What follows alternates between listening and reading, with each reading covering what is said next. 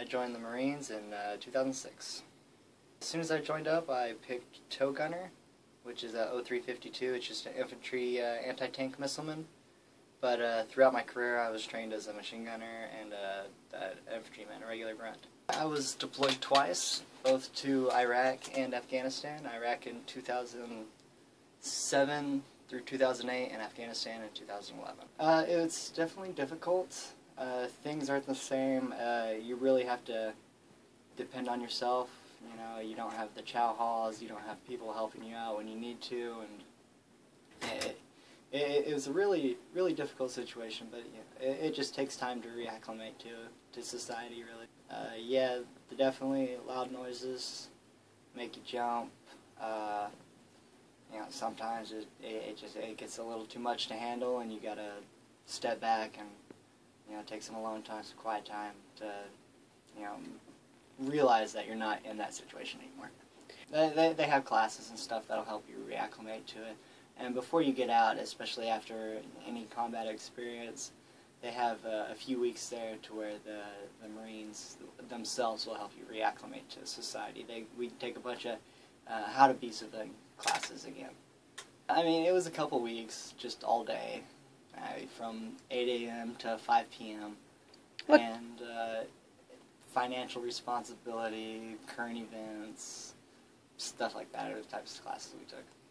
Well, I'm definitely more distant than I used to be, as in before I joined.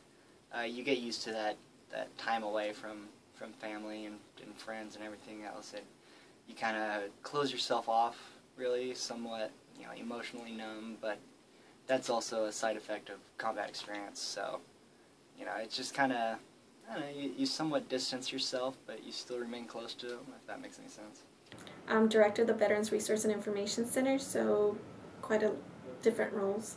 I have one specific role, but mainly make sure our student veterans get all the services that they need in order not just to enroll and succeed here at the university, but try and get a job afterwards.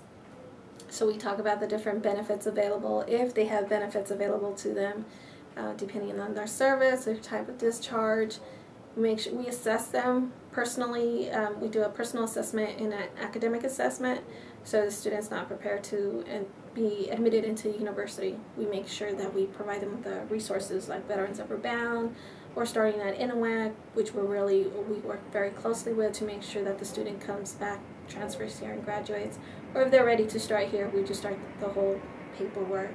Make sure they apply for admissions, financial aid, their benefits, medical, GI Bill benefits, just everything we can possibly get them.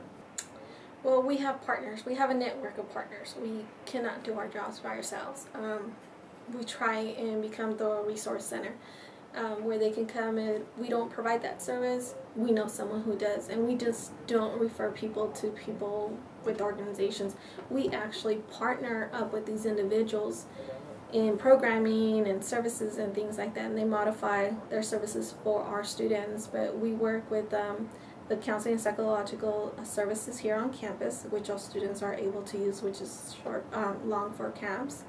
We also work with the Vet Center, which is for combat vets, a service for combat vets. It's a readjustment counseling services, which is part of the VA hospital, but it's under a different umbrella.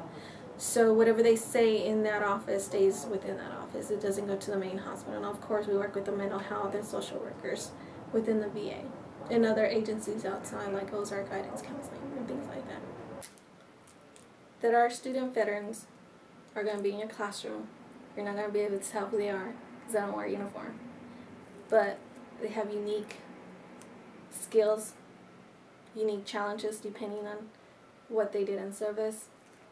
And we are very thankful for that whole transition coming in. It's not an easy one, but you know, you'll never know who a veteran is, who has signed up, taken an oath to sign up to give up their life for a complete stranger, and that stranger could be you.